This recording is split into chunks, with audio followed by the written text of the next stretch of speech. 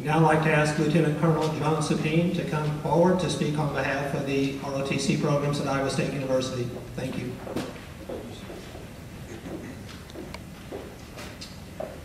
Good afternoon. Welcome. It's an honor for us to all be here today. Veterans Day. We turn our eyes toward the growing names engraved on the walls of the Gold Star Hall. And for some of us, it's a time to remember, a time of memories for a loved one, stories of their life as they went out to serve their country, before they served their country. It's a time for honoring John, Russell, Charles, and Delbert for their ultimate sacrifice to our great nation. And also for those that are here that are currently serving our nation and those that have gone before us. For those of you here in this room, it's a day of quiet, strange emotions, of humble pride, of dark memories of loss, and of knowing gratitude and love for the soldiers, sailors, airmen, and Marines that are currently out there in harm's way today. And for all of us today, it's a day to reflect. Today we all stop, if only for a couple hours, to remember, to thank all the veterans that have served our nation and guaranteed us the freedoms that we hold so dear. Today at Iowa State, it's a journey back in time, covering almost a century. 99 years ago, John Woodward stepped out on this campus as a new freshman. And then to nearly a decade later, when he endured the horrific battlefields of Eastern France in World War I. To the Great Depression, when Russell Vipkin studied here to achieve an engineering degree. And then just a few years later, where he executed daring bomber runs across the South Pacific to Japan. To the early 1950s, where Charles Hopper was a cadet in the Army ROTC program, just down the street in the old armory. And then to the icy cold mountains of Korea, where he faced a formidable Chinese army. And then to the early 1960s, where Delbert Preston Peterson earned a bachelor's degree in mechanical engineering. And then to Southeast Asia, where he flew helicopters in southern Vietnam. 4 men. One is buried in a cemetery near a battlefield in France. The other 3 are still missing in action. 4 men involved in what is unquestionably our nation's greatest challenges of the 20th century. 4 men who heard the calling and answered with a solemn oath. 4 men who said yes. Yes, send me. I look out to the families and friends here, and it pains my heart. It pains my heart that they're not here on American soil. I hope that our words today can comfort you in that. It's right that we honor them here today. It's right that we stop all the noise, we turn off our cell phones, that we turn away from our laptops, and we focus our minds away from our busy days of to-do lists and whatnot. And we honor those who went before us to ensure that we could live as we do today. It is right that we honor these 4 men and all the men and women that have served and are currently serving today. It's my honor here to stand in front of you. I want to extend my gratitude to my brothers and sisters in arms that are also here today. If possible, veterans that are here today, could you please stand? Could I have veterans stand, please, if possible? If there's a veteran standing near you in a row, could you stand up and shake their hand? Thank them for their service, please.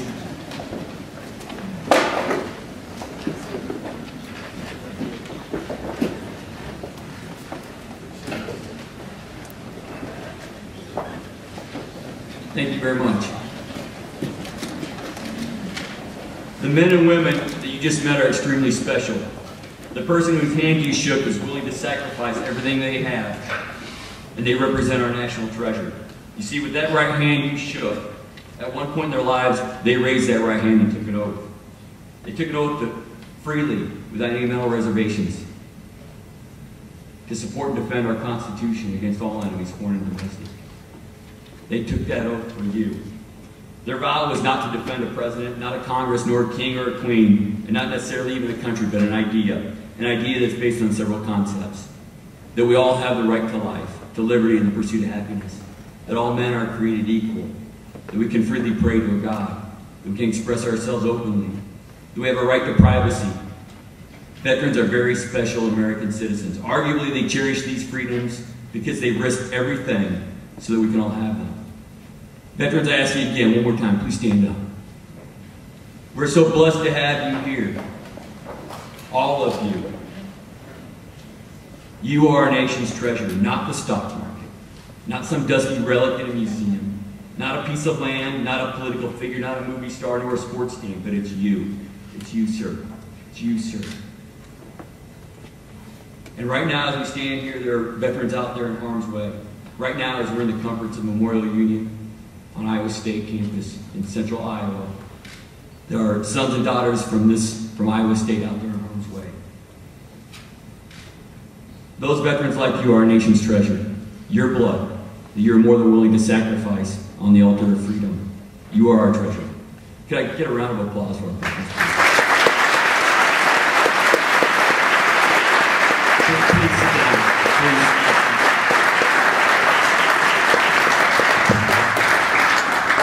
Most of us clearly remember exactly what we were doing when that aircraft slammed into the World Trade Center. We all remember. This was and will always be a defining moment in our lives. As horrific and terrible as that day was, we should not be surprised by it. Throughout our very short American history, every generation has been challenged to the point that we have to stand up and defend the ideal of freedom. Every generation, from the Revolutionary War to today, every generation has been challenged. The four men that we are memorializing today that span a century of conflict are a testament to this fact. And as sure as the sky is blue, future generations from Iowa State will be challenged. Old veterans and future veterans, I thank God that we have you. You are our treasure. There's no question that without you standing up, raising your right hand and taking an oath and saying, yes, yes, send me. Without you, our freedoms that we hold close to our hearts, within one generation will be lost. Within one generation, our nation as we know it would surely perish. Thank you for having the guts, for having the courage to stand up and be counted, to believe in something bigger than yourself, to be willing to lay it all on the line and sacrifice it all as necessary. Now, I'm not a warmonger. I'm not here to profess that we as Americans love to fight, love to kill, that it's a wonderful thing. It isn't. It's anything but wonderful. It's ugly. But it's not the ugliest of things. To me, the ugliest thing is a man or woman who doesn't believe in anything. Ugliest is the cold and timid soul that doesn't love this nation, that doesn't believe that our freedoms are worth defending, that doesn't believe in the passion and pride to be called an American. This is far uglier than the tragic sacrifices that our veterans have made on battlefields throughout history. I'm a soldier and I'm a veteran, and I'm sure that there are veterans in this room who have been in harm's way, who have seen the elephant, so to speak, who have lost soldiers. There are those in this room that have lost friends and family, that have holes in their hearts that will never completely heal. Leaving my family for years and putting myself in a position where I could be wounded or killed, being scared to the point that it takes every ounce of strength to do the right thing, having to do things that are extremely graphic, and then to have those visions that will never leave the recesses of my mind. Bad things happen, and any normal person, any normal veteran will have a genuine distaste for it and hatred for war. The old saying that a soldier prays for peace because he or she cannot bear the terrible burden of war is absolutely true. Being a soldier is a selfish profession. You risk everything. Years from your family, missed birthdays, Christmases, anniversaries, seeing your children grow, being a part of their lives, never coming home. I look at my wife and kids, and from the bottom of my heart, I love them. They know all too well the cost of war. We definitely don't do it for the money. Veterans have what some would assess to be a self-destructive passion, and few understand it. For me, it's simple. I love my country, and I love the soldiers that defend it. And I would do everything in my power to ensure they're ready. But this passion, like many passions, comes at a cost. And I'm sure that you'll agree that war is a very ugly thing. It changes you. It changes you permanently. There are those that have been seriously wounded and will be that way for the rest of their lives. And I'm not just talking about these veterans. There are veterans that have raised their right hand and been baptized by fire. And I believe that 100% of them, 100% come back different. They come back changed. And it probably won't come across right, what I'm about to say, but I've never been more alive in those situations, more exhilarated, and when I'm closest to that point. The best, and depending on your character, sometimes the worst in men and women come out when it's on the line. Your ability to truly love, to feel an amazing courage that overcomes intense fear that riddles your body, to see things with an incredible clear mind, to feel that electric charge of adrenaline in your veins, to discover the razor-sharp senses you never knew you had, the ability to think when others around you have lost their minds, to perform something way beyond what you thought you could, to have ultimate power. It's a power trip. And after these happen and you come home, nothing is quite the same. Even though many of us return home without physical injury, all are changed. Things are a little dulled, and you may not know that you're different. And I'm not just talking about full-blown PTSD, which is an issue and needs to be treated. I'm just saying that when people come out of that fire, they're changed, and they see things differently. It's toxic. You may not admit to it, but those closest to you will see it. Now, I'm not here for your empathy. I'm proud to be a soldier, and I know those veterans that stood are proud for their service. Through this profession, I've seen wonders, led great teams, known struggle, and known failures, triumphs alike. I've seen things change. I've been to places that I thought were beyond my imagination. And I'm not saying this to brag. I'm just saying because that is what is common amongst veterans. That's what veterans do in life, and it comes at a cost.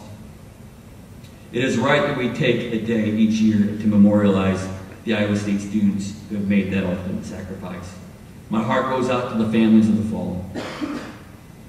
I can never know the depth of the loss experienced by their loved ones and their communities. I hope that there's something in our words today, in our gratitude to you, that will help mend that hole in your heart. To the Iowa State students here in the room, as you walk through Gold Star Hall, know that those listed on those walls were very much like you are today.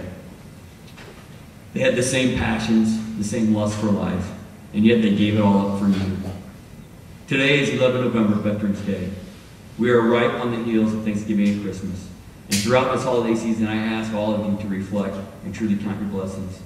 Know that as you sit to a wonderful Thanksgiving dinner or to present on Christmas morning, remember those who went before you to defend our Constitution, and that there are men and women right now out on point defending our freedom.